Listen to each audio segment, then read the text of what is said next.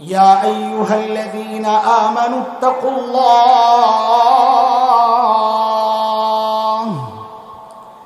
ولتنظر نفس ما قدمت لغد واتقوا الله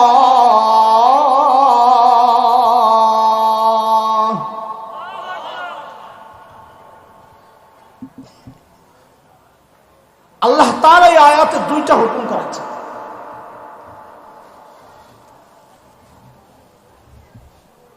প্রথম হুকুম হচ্ছে, ও ঈমানদারেরা আল্লাহকে ভয় করো। এটা আল্লাহর প্রথম হুকুম। দুই নাম্বার হুকুম আল্লাহর, ওয়াল তানজুর নাফসুম মা কদ্দামাত লিগাদ। প্রত্যেকটা মানুষের উচিত তার আখিরাত নিয়ে চিন্তা করা। আমার আখিরাতের পুঁজি কি, কামাই কি, সম্বল কি, আমি আমার মালিকের সামনে কি নিয়ে দাঁড়াবো।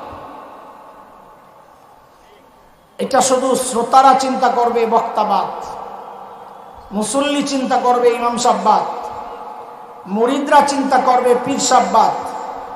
আল্লাহ বলেন প্রত্যেকের উচিত তার আখিরাত নিয়ে চিন্তা করা। আমার আখিরাতের পুঁজি কি, কামাই কি, সম্বল কি। আলহামদুলিল্লাহ আলহামদুলিল্লাহি ওয়া কাফা ওয়া সালামুন আলা ইবাদিহিল্লাযীনা ইসতাফা। أما بعد فأعوذ بالله من الشيطان الرجيم.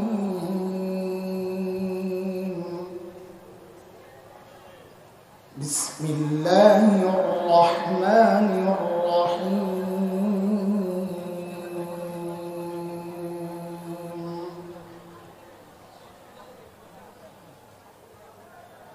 يا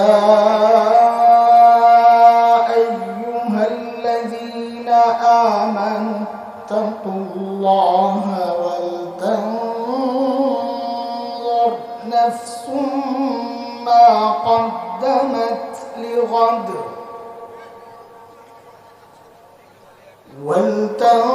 ولتنظر نفس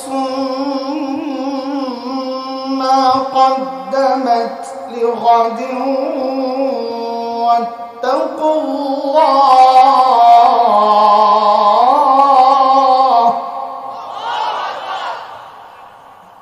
إن الله خبير بما تعملون.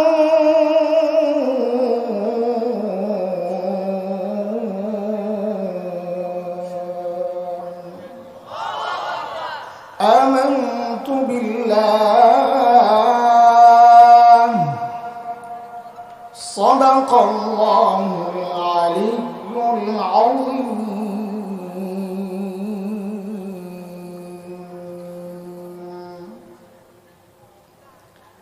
সাতবাড়িয়া ওমর বিন খাত্তাব রাদিয়াল্লাহু আনহু মাদ্রাসার উদ্যোগে আয়োজিত বার্ষিক আজিমুশ শান ওয়াজ মাহফিলের মুহতারাম সদর, সভাপতি, অতিথিবৃন্দ, হযরত উলামায়ে কিরাম, মুরব্বিয়ানে আযম, দূর দূরান্ত থেকে আগত ইসলাম প্রিয় সুধী সমাজ, প্রিয় ছাত্র ভাইয়েরা, যুবক বন্ধুরা, আল্লাহ সুবহানাহু ওয়া তাআলার অশেষ মেহেরবানি, যে মহান মালিক লাখো কোটি মানুষ থেকে বাছাই করে দ্বীনি এই মজলিসে আমাকে আপনাকে আসার বসার, দ্বীনের কিছু কথা বলা ও শোনার তৌফিক দান করেছে। যে মহান মালিক এই নিয়ামতে আমাদেরকে ধন্য করলে, ওই মালিকের শুকরিয়া আদায় করি, জবান খুলে প্রাণ খুলে কালিমাতুশ শুকর উচ্চারণ করি, আলহামদুলিল্লাহ। ঈশার নামাজের পর থেকে লম্বা সময় ধরে আপনারা আমাদের অত্যন্ত প্রিয় ভাই মুবাল্লিগ ইসলাম হযরতুল আল্লাহ শেখ আনিসুর রহমান আশরাফি হাফিজাহুল্লাহ ওয়া রাআহ তার জবান থেকে সময়ের অত্যন্ত জরুরি কথাগুলো আপনারা শুনেছেন। কিভাবে চললে দুনিয়ার কর্তৃত্ব, নেতৃত্ব, শান্তি আর নিরাপত্তা আল্লাহর পক্ষ থেকে আমাদের জন্য বরাদ্দ হবে, সেই কথাগুলো তিনি বলেছেন কোরআন আল কারীমের একটা আয়াতকে সামনে রেখে। সূরা নূর আয়াত 55 নম্বর, সেই আয়াতকে সামনে রেখে তিনি আলোচনাগুলো করেছিলেন। আমি কোরআন আল কারীমের সূরাতুল হাশরের একটা ছোট্ট আয়াত তিলাওয়াত করেছি, 18 নম্বর আয়াত,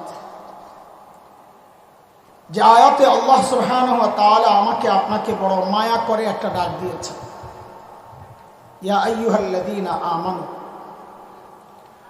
এই ডাকটা মালিকের বড় মায়ার ডাক। কোরআন আল কারীমের মধ্যে আল্লাহ ঈমানদারকে দুই ভাবে ডেকেছেন। কোথাও ডেকেছেন ইয়া আইয়ুহান নাস, ইয়া আইয়ুহাল ইনসান, ও মানুষ। কোথাও ডেকেছেন ইয়া আইয়ুহাল্লাযীনা আমানু, ও ঈমানদাররা। হযরত মুফতি শফি রাহমাতুল্লাহি আলাইহি বলেন এই দুই ডাকের মধ্যে অনেক পার্থক্য। কি পার্থক্য? তা হযরত বলেন আমরা আমাদের সন্তানকে ডাকার ক্ষেত্রেও এই পার্থক্যগুলো করি। আমরা আমাদের সন্তানকে কখনো নাম ধরে ডাকি, কথার কথা, এ আব্দুল্লাহ। তো সন্তানের দিলের মধ্যে অজানা একটা আশঙ্কা কাজ করে যে না জানি বাবা রেগে আছেন, ডাকের নমুনা তো ভালো না। কিন্তু বাবা যখন সন্তানকে, বাবা আর সন্তানের যে সম্পর্ক, ওই সম্পর্ক ধরে ডাক দিয়ে বলেন আব্বু, তো সন্তান বুঝে আমার বাবা আমাকে মায়া করে ডাক দিছে। ঠিক আল্লাহ সুবহানাহু ওয়া তাআলা যখন মানুষকে ডাকেন ও মানুষ বলে, যেন আল্লাহ নাম ধরে রেখেছেন, হয়তো আল্লাহ রেগে আছেন। কিন্তু আল্লাহর সাথে ঈমানদার বান্দার যে সম্পর্ক, ঈমানের সম্পর্ক, যখন ওই সম্পর্ক ধরে ডাক দিয়ে বলেন ও ঈমানদারেরা, তখন বুঝে নেওয়া যে আমার মালিক আমাকে বড় মায়া করে ডাক দিয়েছে। আমি যে আয়াতে কারিমা পড়েছি, এই আয়াতে মালিক বড় মায়া করে ডাক দিয়ে কি বলছেন?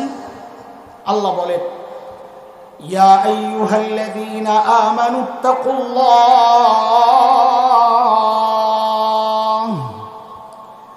ওয়াল তানজুর নাফসুম মা কদ্দামাত লিগাদিন ওয়াত্তাকুল্লাহ।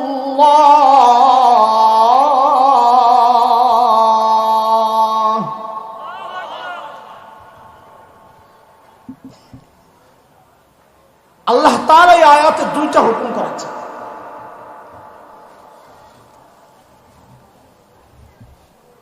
প্রথম হুকুম হচ্ছে ও ঈমানদারেরা আল্লাহকে ভয় করো।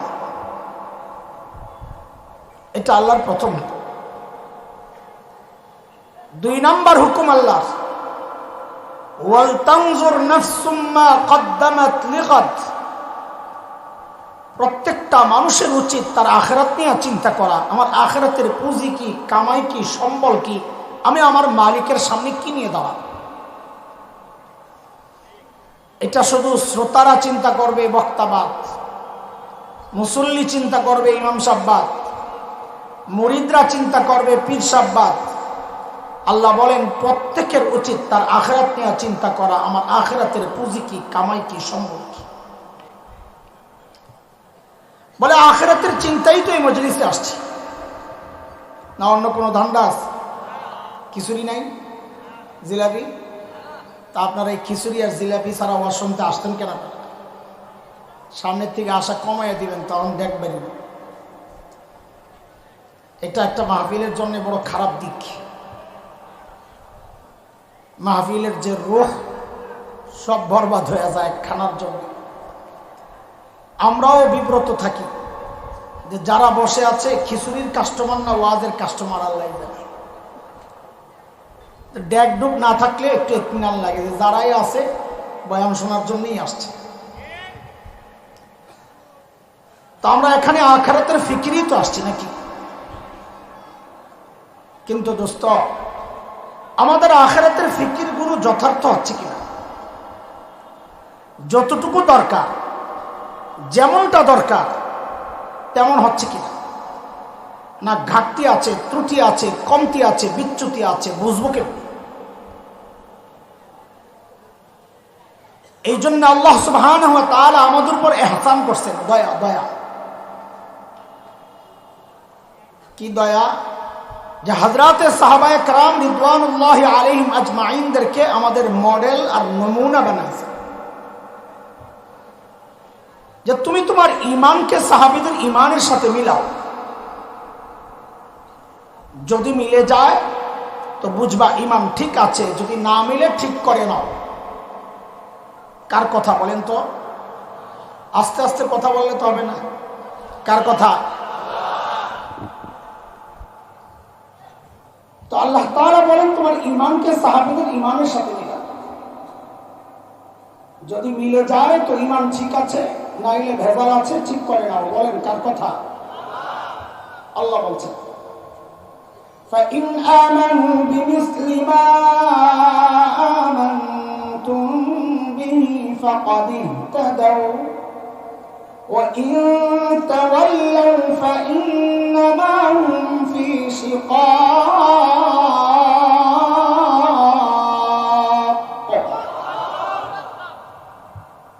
বলে তুমি তোমার তাকওয়াকে সাহাবীদের তাকওয়ার সাথে মিলাও।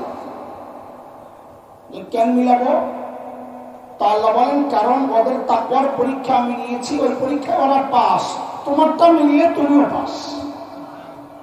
কার কথা বলেন? আল্লাহ বলছেন উলাইকা আল্লাযীনা ইমতাহানাল্লাহু কুলুবাহুম লিত-তাকওয়া লাহুম মাগফিরাতুন ওয়া আজরুন আযীম।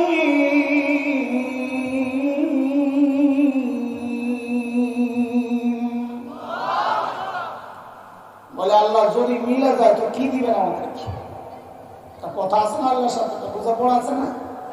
মিললে কি দিবেন কোন? তা আল্লাহ বলে মিললে কি দেবো জানাস? সাহাবীদের উপর যেমন আমি রাজি হয়ে গেছি, তোদের উপরও রাজি হয়ে যাবো। সাহাবীদের জন্য যেমন জান্নাত বানিয়ে রাখছি, তোদেরকেও জান্নাত দিয়ে দিব। কার কথা? সূরা তাওবা আয়াত 100। আল্লাহ বলে والسابقون الأولون من المهاجرين والأنصار والذين اتبعوهم بإحسان رضي الله عنهم ورضوا عنه وأعد لهم جنات تجري تحتها الأنهار خالدين فيها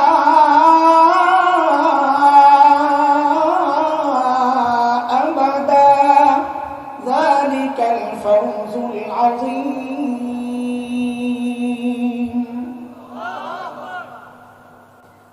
তো বলেন আমাকে কাদের সাথে মিলিত হবে? আমার সাথে কথা বলা লাগবে যে, বলেন কাদের সাথে? কিন্তু মনে রেখেন একটা কথা, সাহাবীদের সাথে আমাদের আমল হুবহু মিলবে না। কেমনি মিলবে? সাহাবায়ে কেরাম নবী আলাইহিস সালামকে দেখে দেখে আমল করছেন, আর কি কপাল! নবী সেজদায় তো সাহাবীও সেজদায়, নবী রুকুতে তো সাহাবীও রুকুতে, নবী কাঁদেন তো সাহাবীও কাঁদেন, নবী হাসেন তো সাহাবীও হাসেন। আল্লাহ! আমাদের আমল তাদের মতো হবে কেন? তো কি বললেন এতক্ষণ? তা আমাদের বড়রা বলেন শোনো শোনো শোনো, আমাদের আমল ওদের মতো হুবহু হবে না বটে, আমাদের করণীয় হচ্ছে সাহাবায়ে কেরামের কাছাকাছি পৌঁছার চেষ্টা করা। বড়দের কথা শোনার অক্ষরে লিখে রাখার মতো। দুনিয়ার জিন্দেগিতে সাহাবীদের যে যত কাছাকাছি পৌঁছতে পারবে, হাসরেও সে সাহাবীদের তত কাছাকাছি উঠতে পারবে। দুনিয়ায় যত দূরে, হাসরেও তত দূরে। সাহাবীদের সাথে আমাদের আমলের দূরত্ব কত, প্রস্তুতি, আখিরাতের প্রস্তুতির অবস্থা দূর, গ্যাপ কত, এটা বোঝার জন্য একটা ছোট্ট উদাহরণ দিই, তারপরে মূল কথায় ঢুকি। দেখেন, ছোটবেলায় আমরা লেখাপড়া করছি, খেলাধুলাও তো করছি নাকি? আর কথা কম না, মুরব্বীরা বললেন, এলে আমি সরম পাইতাম, একা হয়ে যায়। খেলছেন না? আমি তো খেলছি, খেলছেন না? বলা ভাই তোরা আবার এটা দলিল বানাইছে না, খেলছে। আমরা যে পড়ালেখা করছি, পড়ালেখা কর, তত করে খেলতে দেখি, অসুবিধা নেই। পড়বা না করার দিন খালি টিপা, মোবাইল টিপার ধান্দায় থাকবা, আবার দলিল বানাইবা হুজুরও খেলছে। আমরা তো পড়ছি, ভালো করে পড়ছি, পড়ার মতো পড়ছি, আলহামদুলিল্লাহ। আমাদের ওস্তাদরা আমাদের উপর খুশি। বাচ্চাদেরকে এখন অর্থই তো পড়াইতে পারি না। আমরা তো কিতাবের মূল এবারত যেগুলো, আপনারা তো বুঝবেন না, ওলামায়ে কেরাম বুঝবেন, মূল সূত্র মুখস্থ করছি। এখন যেগুলো শোনাইলে বাচ্চারা অবাক হয়। আমার তো এখন আলহামদুলিল্লাহ নিচের ছোট ছোট কিতাব যা আছে সব মুখস্থ। এটা শুধু বলার জন্য বলে না, বাচ্চাদেরকে উৎসাহিত করার জন্য। বললি কি না বললি কি, ছোট কিতাব মুখস্থ থাকলে কি আমার মর্যাদা আরো বেড়ে যাবে। ছোটদেরকে এখন ওই যে মাসদার আরবি শব্দ মূল মুখস্থ করায়, আজকে করাই কালকে হয়ে যাবে। আলহামদুলিল্লাহ আমরা সাফওয়াতুল মাসাদির, উলামায়ে কেরাম জানবেন, মাদ্রাসার ছাত্রদেরকে বলতেছি, সাফওয়াতুল মাসাদির মুখস্থ করছি। করার পর আর জিন্দেগিতে আমার পড়ারও সুযোগ হয়নি, পড়ানোরও সুযোগ হয়নি। কিন্তু এখনো তো শুরু থেকে টান মারলে শেষ পর্যন্ত ঠেকা ছাড়া, যাওয়া ছাড়া তো ঠেকাঠেকির কোনো কাম নেই। আমরা তো উর্দুতে তর্জমা করতাম, এখন তো বাংলা হয়ে গেছে। তো মুখস্থতার ধরনটা শোনাইতেছি শুধু, যে মনে করে করে বলা না, এটা মনের মধ্যে নাই কিছু, ছোট হয়ে বসে। النصر والقنا الخوض نقلا دخول دخل القود بيتنا توبة ربنا الحق ربنا الحسن تلقنا سطر وشبنا البطر ورسنا الخلود همشان الله مسلم ওরা হুজুরা বুঝবে, আপনারা বুঝবেন না। আরবি সাহিত্যের সবচেয়ে কঠিন কিতাব হচ্ছে,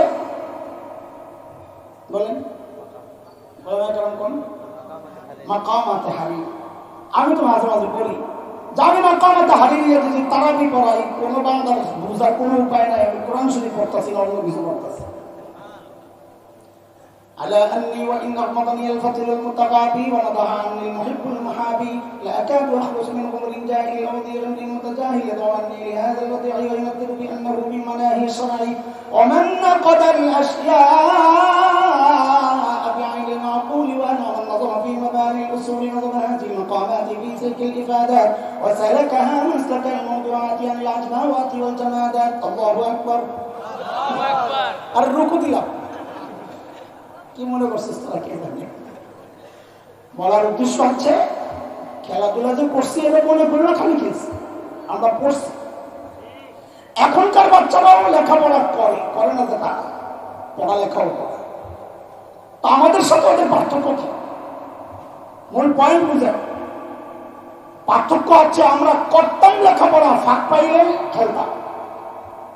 আর এখনকার বাচ্চারা চায় খেলাধুলা করবে, ফাঁক পাইলে পড়বে। কথা বুঝেন নাই আপনারা? ঠিক সাহাবায়ে কেরামের সাথে আমাদের মৌলিক পার্থক্যের পয়েন্টটা এমন। সাহাবায়ে কেরাম দুনিয়ার কাজ করছেন, বকরি চড়াইছেন, উট চড়াইছেন, খেজুর বাগানের পরিচর্যা করছেন, ব্যবসা করছেন, আখিরাতের কাজও করছেন। আমরাও দুনিয়ার কাজ করি, আখিরাতের কাজও করছি। এই যে, তো আমাদের সাথে সাহাবীদের পার্থক্যটা কি? পার্থক্য হচ্ছে, সাহাবায়ে কেরাম করতেন আখিরাতের কাজ, ফাঁকে ফাঁকে করতেন দুনিয়ার কাজ। আর আমরা করি দুনিয়ার কাজ, ফাঁকে ফাঁকে করি আখিরাতের কাজ।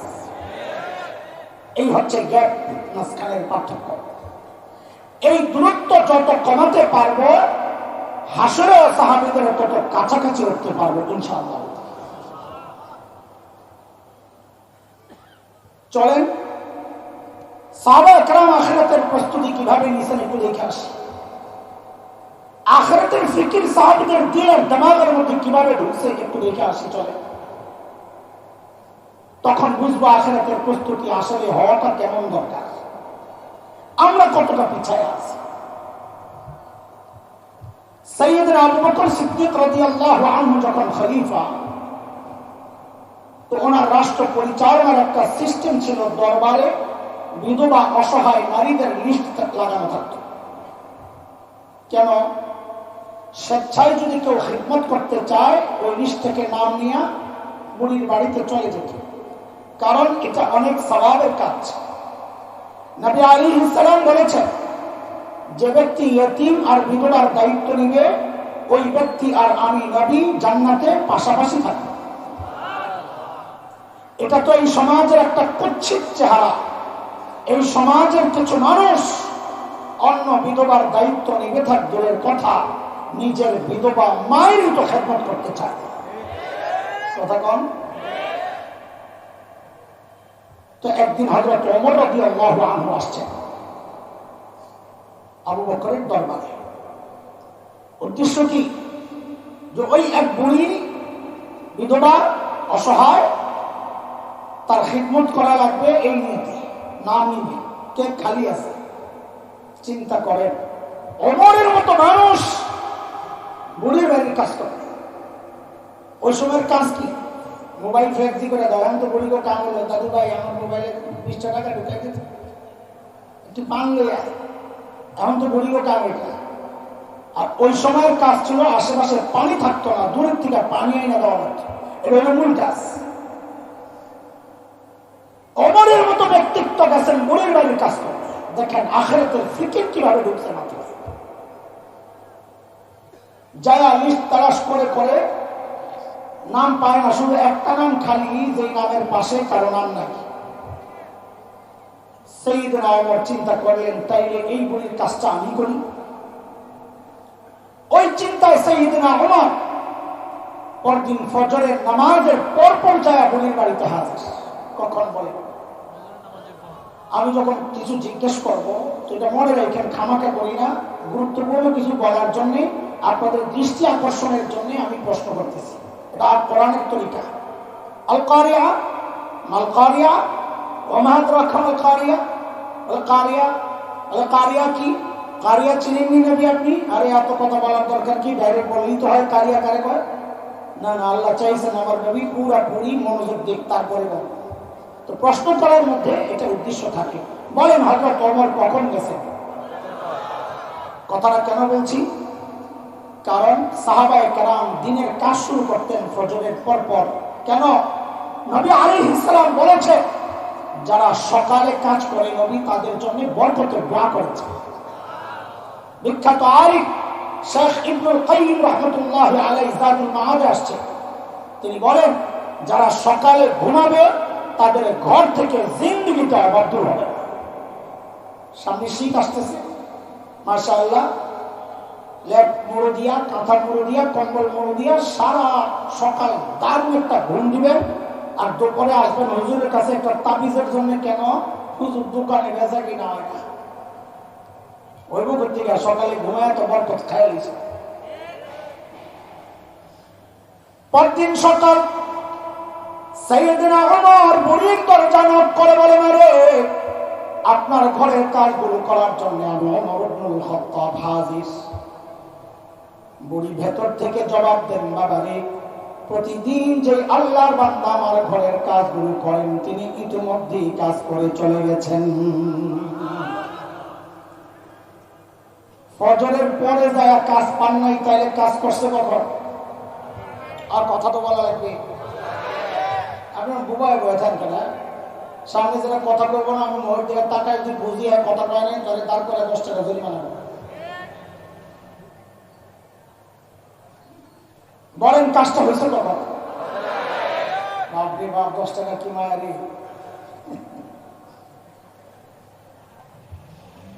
সাইয়েদনা ওমর চিন্তা করলেন, তাইলে আমাকে আরো আগে আসা লাগবে। ওই চিন্তায় সাইয়েদনা ওমর পরদিন তাহাজ্জুদের ওয়াক্ত বুড়ির দরজা নক করে বলে, মারে আপনার ঘরের কাজগুলো করার জন্য আমি ওমর ইবনুল খাত্তাব হাজির।